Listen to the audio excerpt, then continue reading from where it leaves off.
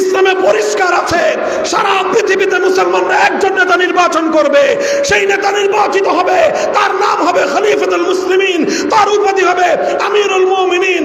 তাকে কারা ভোট দিবে, কিভাবে তিনি নির্বাচিত হবেন, কিভাবে তার নির্বাচন বৈধ হবে, তিনি নির্বাচিত হওয়ার পর আর কোন নেতা মাথা চারা দিয়ে উঠলে সেই নেতার সঙ্গে কি আচরণ করা হবে, প্রত্যেকটি বিষয় কোরআন এবং সুন্নাহর মধ্যে খুলে খুলে বর্ণনা করে দেয়া আছে। তোমার মুখ থেকে নয়, মোদির মুখ থেকে নয়, অমিত শাহর মুখ থেকে নয়, রাহুল গান্ধী প্রিয়াঙ্কা গান্ধীর মুখ থেকে নয়। আমরা তোমাদের ধর্মগ্রন্থের রেফারেন্সে জানতে চাই। বলো হিন্দু রাষ্ট্রে মুসলিমের কি অধিকার, বলো তোমার ধর্মগ্রন্থের আলোকে তুমি বলো একজন মুসলমানের অর্থনৈতিক কি নিরাপত্তা থাকবে, বলো তোমার ধর্ম কি বলেছে। তুমি বলো তোমার ধর্মগ্রন্থে কি বলেছে একজন মুসলমানের পারিবারিক নিরাপত্তা কিভাবে থাকবে। তুমি বলো তোমার হিন্দু রাষ্ট্রের মধ্যে একজন মুসলিমের ধর্মীয় নিরাপত্তার বিষয়ে তোমার ধর্ম কি বলে। কোনো কথা বলতে পারবে না, কোনো জবাব নাই, কারণ এই বিষয়ে তাদের ধর্মগ্রন্থে কোনো আলোচনা নাই।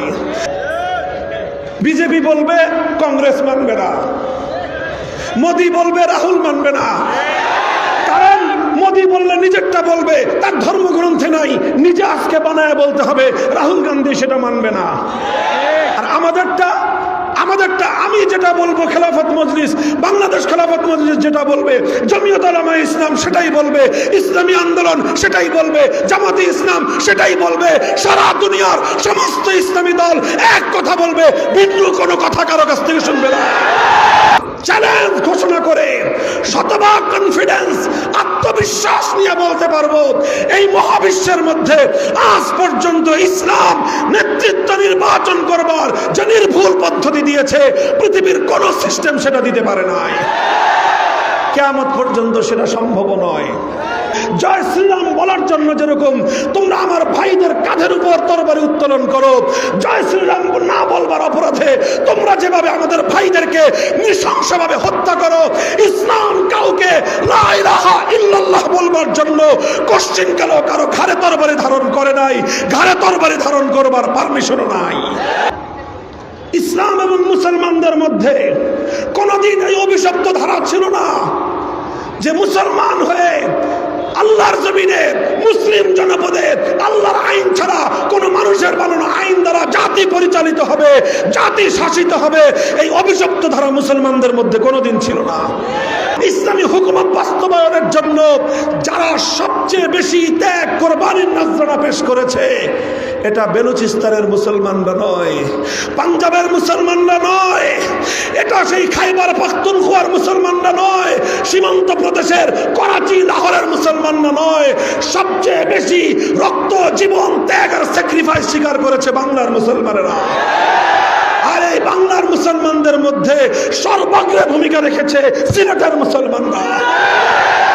এই সিলেটের মুসলমানরা পার্শ্ববর্তী ভারতের সমস্ত সম্পর্ককে ছিন্ন করেছে, কলকাতাকে বাঙালিরা লাথি মেরেছে, দিল্লিকে তালাক দিয়েছে, বাড়ির চতুর্পার্শ্বের ভারতকে উপেক্ষা করে 2000 মাইলের দূরত্বের পাকিস্তানের সঙ্গে গাঁট ছড়া বেঁধেছে, পাকিস্তানের জন্য নয়, আল কোরআনের রাজ কায়েম করবার জন্য। হৃদয়ে আমাদের অনেক রক্তক্ষরণ, গোটা হৃদয় জুড়ে আমাদের রক্তে রঞ্জিত। 24 বছর পর্যন্ত পশ্চিম পাকিস্তানি শাসকরা আমাদের এই বাংলাদেশের মুসলমানদের সঙ্গে গাদ্দারি করলো, বিশ্বাসঘাতকতা করলো।